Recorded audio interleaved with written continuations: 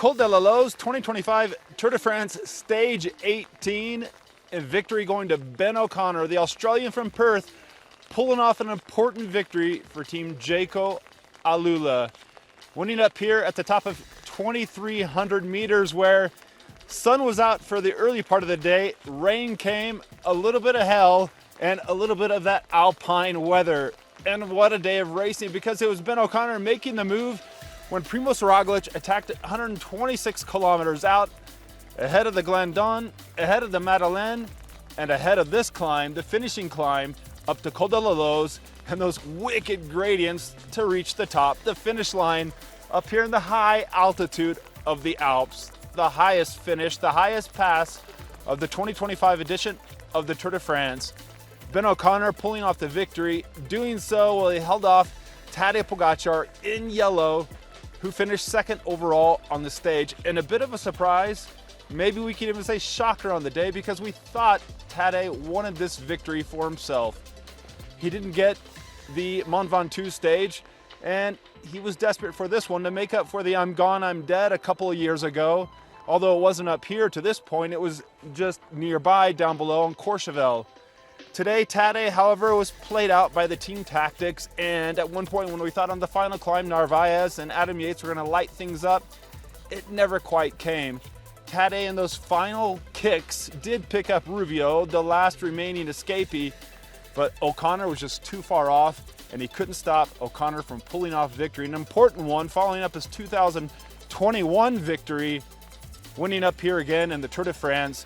O'Connor, of course, pulled off the stage win nearby in Tignes, where the stage tomorrow is finishing up at La Planche. Of note, at the start of the day, we didn't have Carlos Rodriguez of Team Ineos Grenadiers, which is why Rensman is working so hard up in the break, of course, previous stage winner.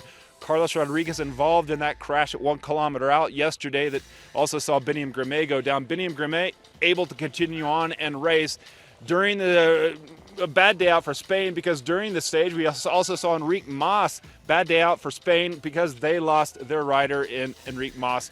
Team Movistar abandoned the race midway and hasn't looked good all Tour de France. Now, this escape all day also had a satellite rider, had two satellite. First had Van Aert, then had Jorgensen as well in there for Vingegaard and Visma, who we thought were going to be cooking up something today. Now, Jonas told us he was going to risk his second place, risk it all to try to win this Tour de France. Frankly, from what I saw out there, he didn't risk it all to win the Tour de France.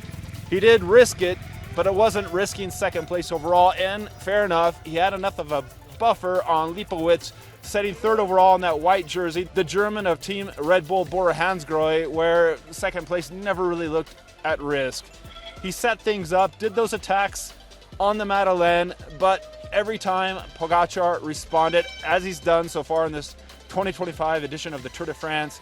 A couple attacks, Pog never looked in danger. It was set up well by Sepp Kuss, who's been riding so well in this edition, coming back on some of his best form and setting things up. And I think, yes, we can drop the umbrella. The weather keeps changing up here in the Alps at any minute. Sepp Kuss set things up. Ving, well, didn't quite have it to drop Pog on the day. Up front, we were seeing this thing happen with O'Connor, with Rubio, with Roglic up front as well, and then Lipo back behind off the descent of Madeleine. We saw there Jorgensen was picked up, because remember, Jorgensen was up there, satellite rider. He was picked up.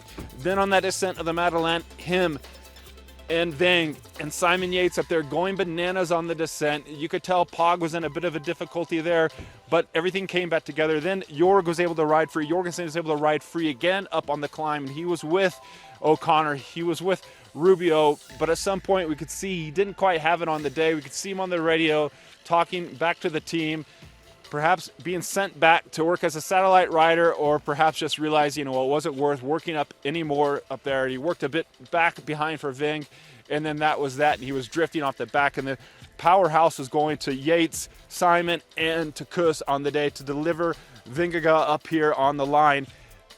He did try again around about 1.5 kilometers out. We did see Narvaez, we did see Adam Yates really try to ramp things up as we were coming up these final pitches, where Superman Angel Lopez won back in 2021, but it was too little, too late for Pogacar to reach Ben O'Connor in the purple jersey of Team Jayco, going solo for that victory. what a good one out there on the day for Jayco to pick up a stage win in a race that's dominated by Tadej Pogacar, dominated by those super strong elite teams such as UAE Team Emirates.